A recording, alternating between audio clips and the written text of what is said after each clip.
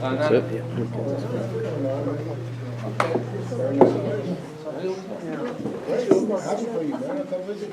Yeah. Yeah. My friends watch the video. Yeah? Beautiful place. Yeah. Yeah, it's just with the awesome. Yeah, you did a single.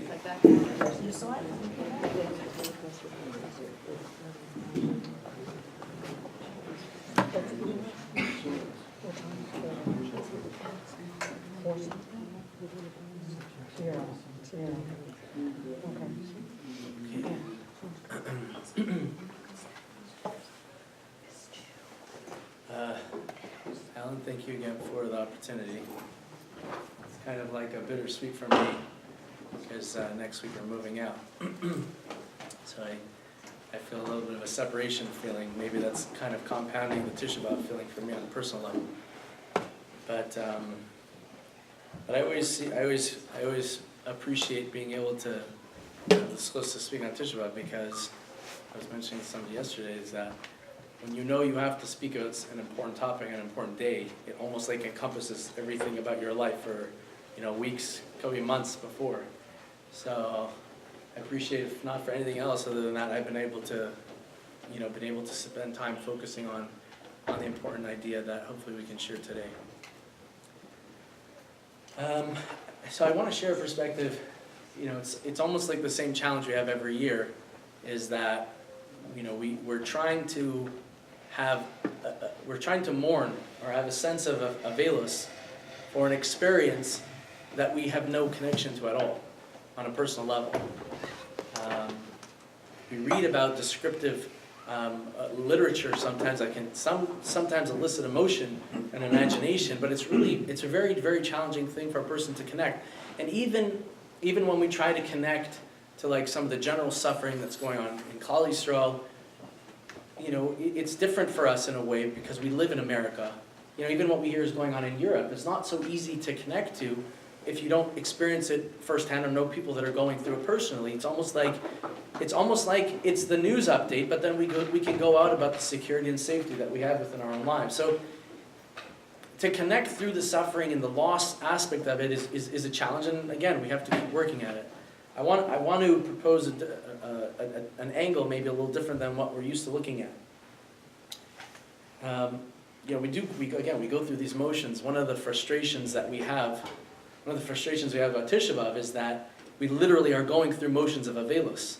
We're sitting on the floor, we're uncomfortable. The question is, should I take the thicker pillow or the thinner one? Maybe I should feel a little worse, right? These are the kind of dilemmas, and it's even half of the day, we're not eating. But we're going through the motions of an avelus, and then we might feel a disconnect and saying, well, I'm not really sure what I'm having avelus for.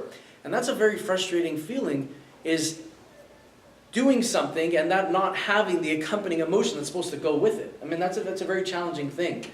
A perspective I saw is Rabbi Yerucham makes a very interesting observation. He says that we know that Tisha B'Av is a moed, quite literally. We don't say tachanun. We didn't say tzidkatcha in mincha yesterday. There's a real moed. We don't do tachanun, and there's halachic ramifications to that. And so we understood the Rav gave an explanation that it's the beginning of Geula because Mashiach is born on Tisha B'Av. But what does that mean that it's a moed, and when it's the most tragic day in Jewish history? So Rabbi Yerucham says that there are different types of moadim. There's the moadim of the Shalosh Regalim, right? Pesach, Shavuos, and Sukkot. He says those moadim are celebrations of closeness to Hashem. That we're celebrating, we're b'simcha, we're in joy because we're celebrating, feeling that bond that we have with the Kadosh Baruch Hu. He says that the moed of Tisha B'Av is celebrating the distance that we have from Hashem. What does that mean, celebrating the distance a person has with the Kadosh Baruch Hu? It's not a good thing. So he explains like this. He says that sometimes you need to realize how far you are only to be able to finally reach that emotion that you feel that should be. It's that recognition when we sit here and we try to feel and experience a Tisha B'Av in a real way, and then our heart says, I'm not here. That feeling is exactly what we are supposed to be feeling. It's that recognition that we are so far gone and we are so far lost from that connection that we need with the Kadosh Baruch Hu. That, he says, is what the Moed is, because that's the beginning of the change. That's the beginning of growth, is when almost like we say in the vernacular, it's only when a person hits rock bottom that they can change. It's that feeling of recognition of that disconnect that ultimately is something that we should understand and experience today. So let's talk about this understanding, this emotional disengagement. We can talk about it in context of Tisha B'Av, but I think we can talk about it in context of our general life, our general Yiddishkeit. We could ask the question, we could say, how important is it to be emotionally engaged in my Judaism? Right? The title of the speech, I don't know, we came up with it in the, so what if I don't feel my Judaism? So I think it's a real question, because you really could live as a good Jew without necessarily feeling it so much, right? You could follow all the halachas of Shabbos. I know every halacha of muksa. I know what I can move with my elbow and what I can move with my foot, and I'm an expert at it. I can tell you what bracha to make on quinoa. I still don't know. Is that an adama? Right? I can tell you, there's books on it all. I follow the Shulchan Aruch. I follow the Mishnah Brura. I know the Bir Halacha on every detail of halacha. I know everything. I understand halacha. I daven 3 times a day. And we could be really good Jews, Charedim, right? Datim. We call ourselves Shomer Shabbos. We've reached that plateau of what it means to be a frum Yid. So how is there a problem, and how much of a problem is it that accompanying that clear, actively engaged Judaism, there's a disactivated and unengaged emotion? And how much do those two need to interplay in what we call the Torah Judaism? So what struck me, and I know we've been saying this if I were to ask you, what would you say is the most important prayer? It's hard to say the most important prayer, but what would you say is like the mission statement tefillah of Klal Yisrael? Shema. The Shema, right? It encompasses everything about us. It embodies who it is to be a Jew. When we read through the Shema, it was surprising to me when this observation came to me, is how much emotion is supposed to be engaged in the Shema. Now I'm just going to read it to you, and you'll finish the sentences with me. But let's read through the Shema, right? Look, listen to the activation of emotion. I probably didn't get all of that. Ve'ahavta, you should love Es Hashem Elokecha b'chol levavcha, with all of your heart. Ve'hayu hadvarim ha'ele asher anochi mitzavecha hayom al levavecha, on your heart. Ve'yadata hayom v'hashavosa el levavecha. Le'ava Es Hashem Elokecha b'chol levavchem v'chol nafshechem. V'samtem es dvarai eile al levavchem. And then lo sasuru acharei levavchem. The lev is the most recurring word, maybe S, I don't know.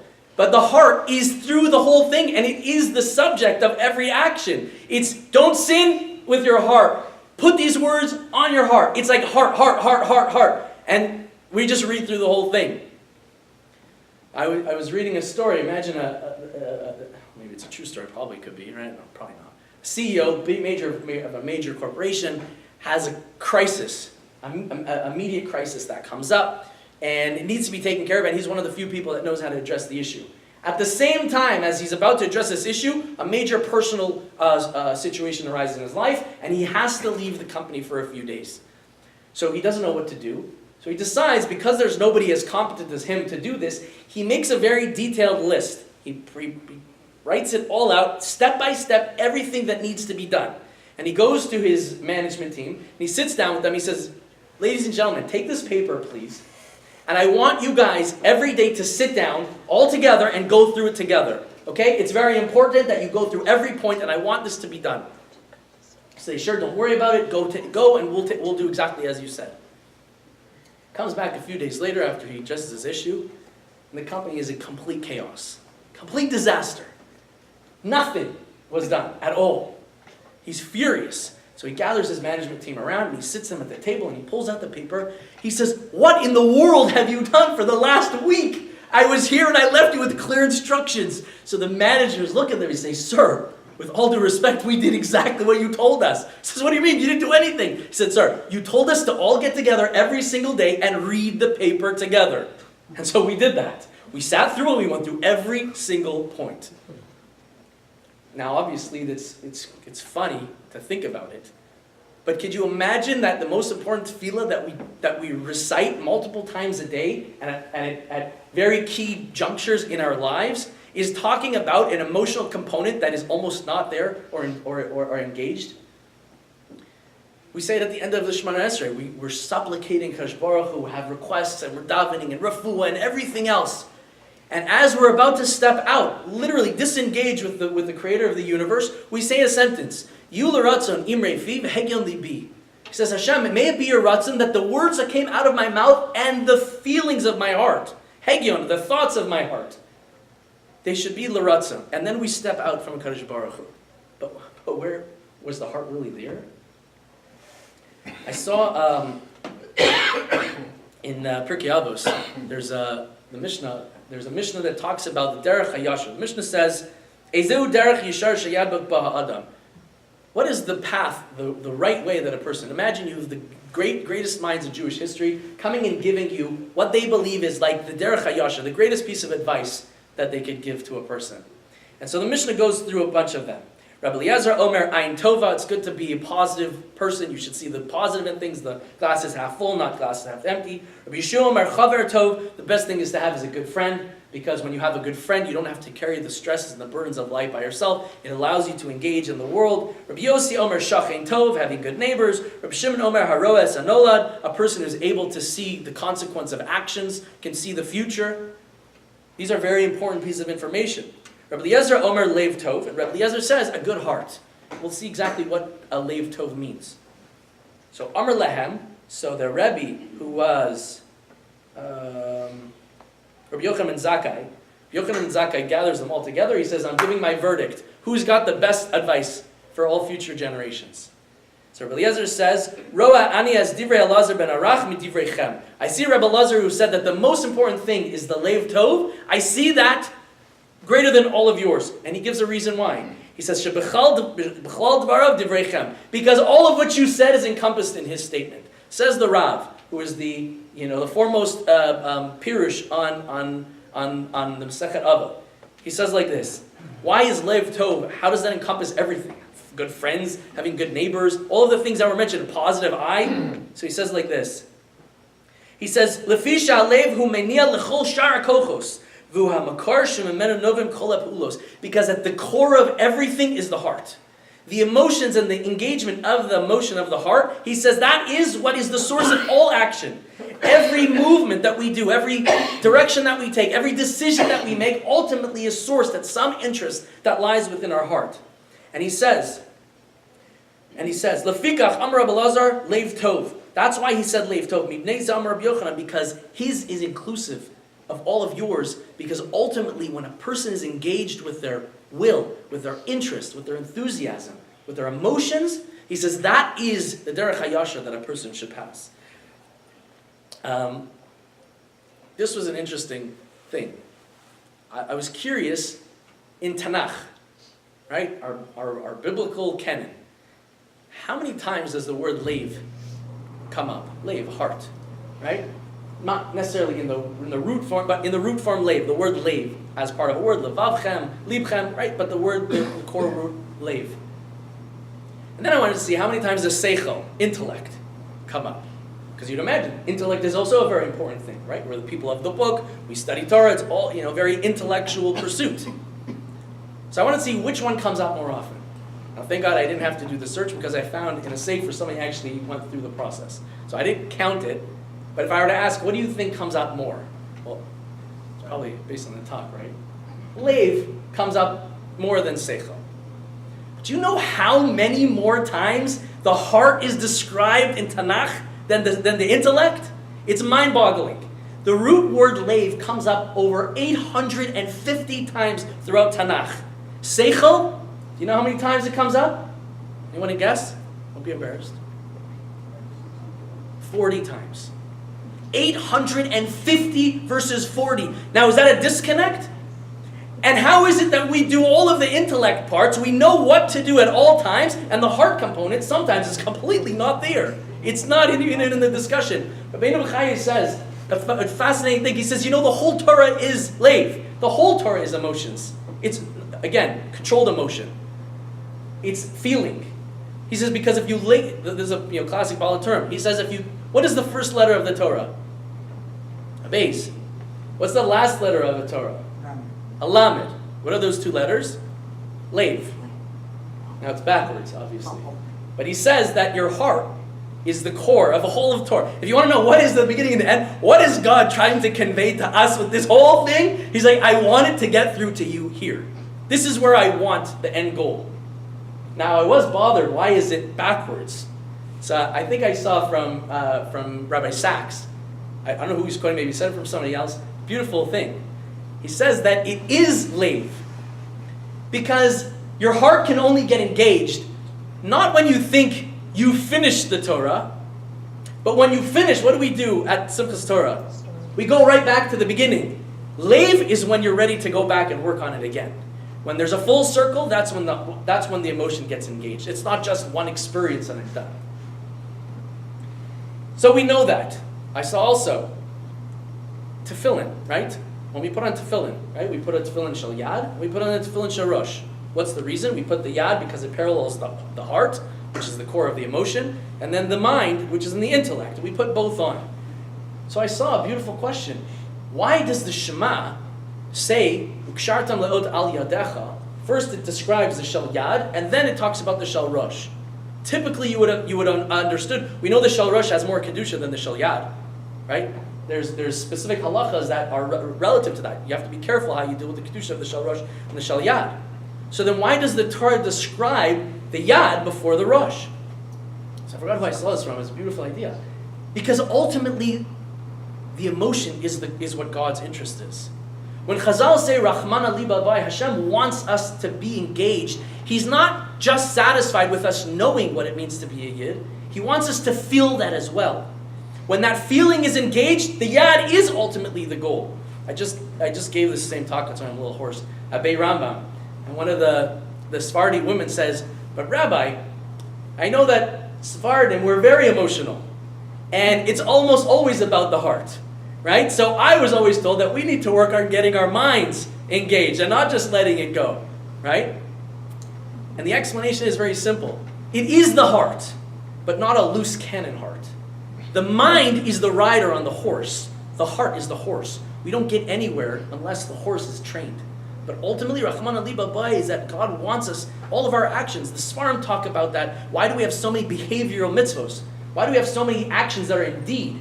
Because that's important in of itself, or because ultimately that influences our actions. Our actions influence our emotions. Our emotions become engaged because God wants us to feel engaged with Him, also on an emotional level. So what is a Judaism that is infused with feeling? What does that look like? It's a very different type of religion. The Sfarim talk about the difference between emunah and bitachon. Now we put those two words as synonymous. I have bitachon, or I have emunah. What is the difference between those two statements? What is emunah and what is bitachon? Simply put, and there's a Chazon Ish talks about this, the difference between emunah and bitachon is emunah is I know there's a God, bitachon is I feel that truth as well. I once heard I think Rabbi Tatz said the example. He says a person was sleeping early in the morning, they hear a voice. Dave, wake up. He wakes up, he's like, who's there? It's like, this is God. Oh my God, you talking to me? He says, yes. He says, Dave, there's no one else around. He looks, there's no tape recorder, nothing. It's a communication. He says, Dave, do you believe in me? He says, yes, I believe in you. He says, okay, get in your car and drive to the top of the mountain. Gets in his car, drives to the top of the mountain. He says, get out of your car. He says, okay, Dave, you believe in me? He says, yes. He says, look over that cliff. What do you see? He says, I see jagged rocks. I see a very very tall edge, very scary. He says, Dave, you believe in me? He says, yes, God. Why do you keep asking me that? I'm talking to you. He says, okay, Dave, jump. Wait a minute, God. Wait, are you sure about this? Let's talk this. Oh, wait, what's going on here? What is the difference between those two? Emunah could be I know very well, but it might not be that I am engaged with that same belief at the core of who I am. An engaged Judaism is an emotional Judaism where the experience of God is something that's much more tangible. I find this interesting also. Hilchas Lashon Hara, I find in a way is kind of sad how we approach the halachas of Lashon Hara. If you think about it, it's a very strange thing, right? How you can say what you can say, the way you can look, the way you should listen. Do I hear? Do I have to ignore? Do I not have to ignore? It's like it's become so intricate. Like every week, another volume of what you can do and what you can't do. And I always find it so strange. Because imagine someone came over to you and started talking to you critically about your mom or dad. And they started telling you things about what they just did that is completely terrible, or your beloved son. If you don't punch the person in the face, you're going to look at them and say, you're making a big mistake here. And you're going to find every possible excuse to say, no, you must have the wrong person. If they did it, there's a very good excuse. Let me find out what's going on. We wouldn't even want to hear the words. That's how we react when someone is talking negatively about someone that we care about. But when we don't have that connection and we don't care about the person that way we should, then you need a rule book. You can say it with this tone and you can't say it with this tone. It almost becomes a dry exercise in doing something that is completely devoid of the emotion. It reminds me in a small way, there's something called social etiquette that we, as human beings, we develop naturally when we interact with people. Like, for example, how close you should stand to somebody or how far. Like, you shouldn't be too close, you shouldn't be too far. You shouldn't stare at somebody right in the eyes because it's awkward. Naturally, when you talk to somebody, you notice you actually rotate between different parts of their face. And you don't, the way you interact with somebody is a very natural process that we understand. Some people don't have that. Some people just weren't given that ability to understand. And so they have to go through lessons to teach them how close to stand, how far to stand, how to look at the person, what to say, when to interrupt, when not to interrupt. And it's almost like this exercise that a person is kind of like being put in a box of how to conduct themselves socially when it's not really there. That's kind of the way we are.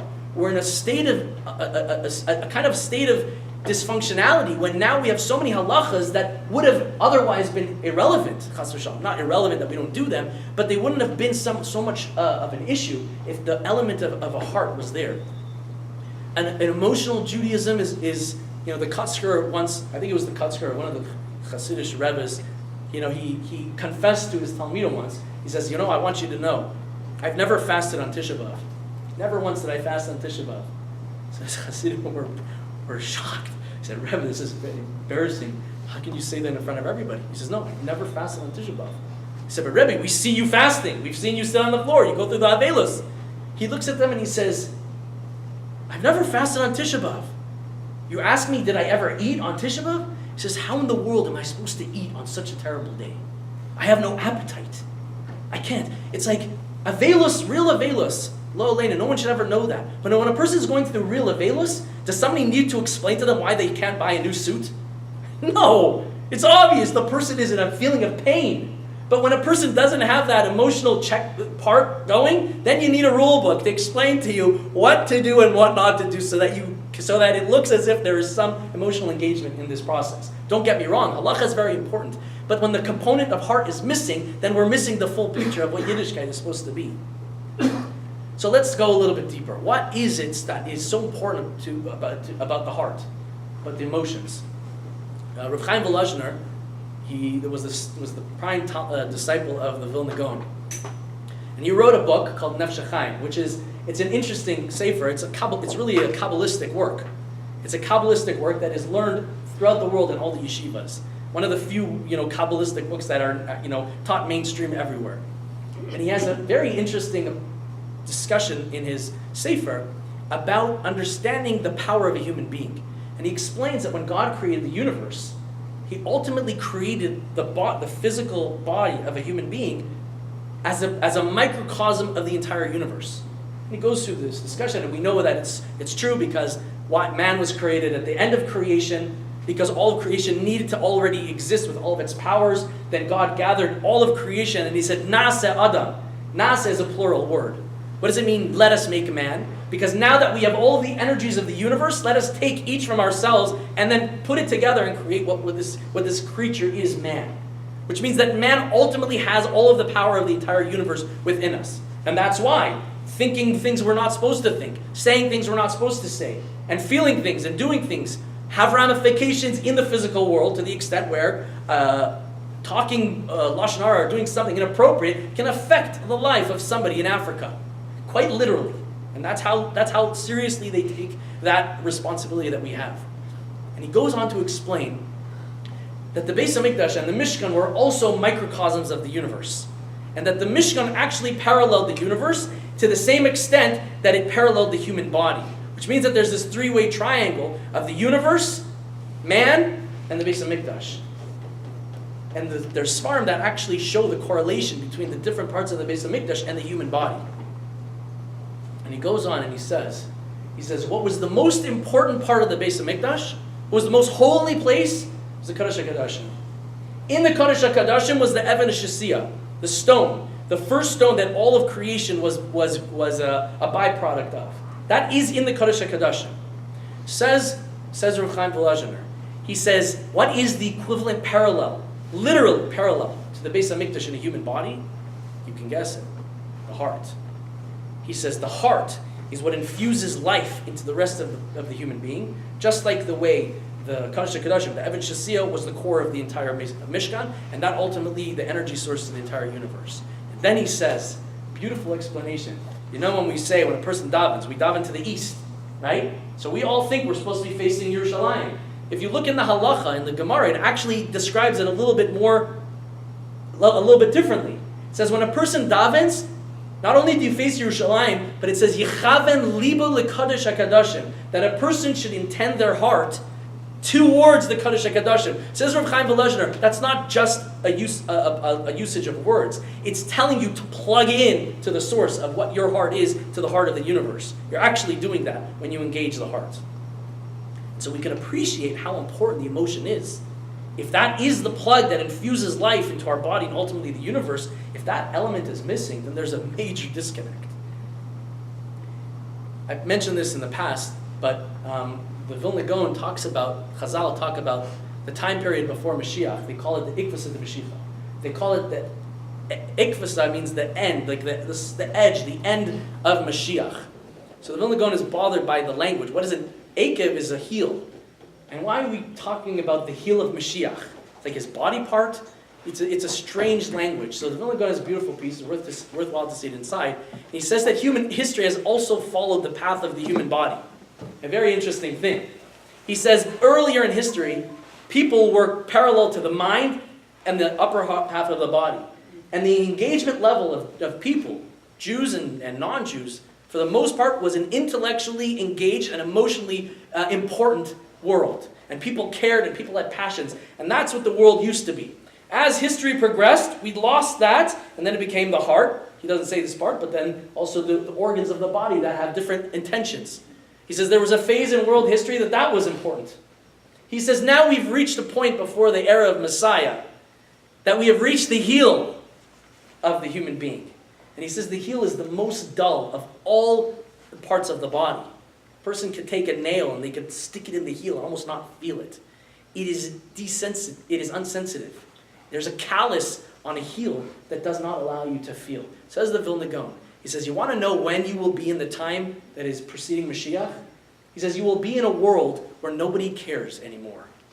You will be in a world where stimulation is everything external and nothing internal. You will find a world where everybody is searching for something and no one will know that it's really inside of them. He says, then you will have reached the time of Ikvasa de Mashiach because you will enter a world where people are emotionally dull. It's strange to me, but I don't know, over the last 5-10 years, American society and culture has become fascinated with zombies. And it's a strange thing. There was no zombies growing. I don't know what it was. Maybe Frankenstein was one story, but it's almost like everything. You see advertisements, forgive me for saying this, but everything is zombies. You know what's unique about zombies? They have no emotions. They have no emotions. They do and they don't feel. It's strange to me that we are so interested in that culture, in that world of people who do but do not feel. It's almost like, I was reading somewhere, there was a Rav who was lamenting the lack of embarrassment and shame that people have today. He says that he was talking with a congregant of his, and the person admitted to him very, very terrible thing that he was doing. Very, very embarrassing. Like a terrible action. And he says he was shocked to find that just after that, this person would walk around the shul like nothing is going on without the slightest semblance of shame that I know about what this guy is doing. Zero. And he says, you know why? Because people don't care. Nobody cares anymore. There's no emotion. I can do whatever I want because I don't feel anything. That's the level, that's the world, unfortunately, says the Vilna Gaon. But it also it goes even further. I saw a beautiful piece in Rav Hirsch. Rav Hirsch says, if you look at when Klal Yisrael were complaining in the desert, they were complaining that they wanted watermelons, they wanted Egyptian watermelons, they wanted the fish, they wanted meat, they wanted a lot of things. They were complaining about a lot of gashmias. They were in the desert, the man, it was hard to work with. They wanted a nice steak. They had gashmias wants. Says Rav Hirsch, it's a very strange response Moshe Rabbeinu gives them. The next thing that Moshe Rabbeinu does, he doesn't answer them. He doesn't address them right away. He ends up giving them the slav and the meat that comes after. But what is his immediate process that he engages with? He goes and he says, anoint for me 70 elders, and I will infuse into them my ruach. Is he ignoring them? Says Rav Hirsch. He says Moshe Rabbeinu realized what the core of the problem was. He says the Jews reached a point where they needed and they were seeking that spiritual fulfillment. Unfortunately, when it's not met, and because it was not met, now they were looking for food, for gashmias. Some external stimulation to get them excited, to get them moving. Moshe Rabbeinu says, okay, I know the problem. I need to get Shivim's 70 elders, I need to infuse them with ruach, and now they need to go and inspire the people, because that's how we're going to address the problem. If I just get them some watermelons and some steaks, it's just going to be a couple days till they realize they're not happy with that either. Says Rav Hirsch, when a person finds that they're seeking constantly for something more, or looking forward, or browsing sales websites to find the best piece of outfit or a gadget or equipment, which God knows that the page never ends. You just keep going, and it loads it again. There's more and more to come. It's unending, and yet we will still engage in that process. He says if we find that we're always looking for something else, there's an indication that we're lacking in that spiritual component, the heart. The engaged emotions that need to be fulfilled will always find some other way of satisfying it. I was listening to a podcast the other day. It was the psychology of ISIS. It's a fascinating subject if you think, how is it possible that a terrorist organization that beheads people publicly can have so many people fleeing from countries? They have stories all the time of kids that were about to graduate medical school and they skipped the final exam and now they're doctors in a desert somewhere. And this is happening to like normal mainstream American families. And they can't for the life of them understand how is such a thing happening. So are they mentally unstable? No, they were intelligent. And they're finding a very fascinating thing. They're finding a major disconnect between the parents of those kids and those kids themselves. Because there's a revolution happening that seems to be exciting and meaningful.